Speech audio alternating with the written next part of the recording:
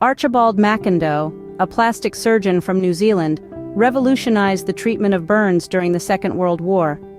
Building on the knowledge he gained from his cousin Harold Gillies, Macindoe experimented and improved upon existing methods. Traditionally, burns were treated with chemical creams that protected the area but caused pain and dried out the skin. Macindoe discovered that using saline to cover burns or giving victims saline baths helped in the healing process. For small areas of missing skin, Macindoe improved skin graft techniques. He would cut small sections of skin from one part of the body and move them to another, such as reconstructing eyelids. For larger areas, Macindoe developed Gillies' technique of using pedicles and introduced the walking stock skin graft.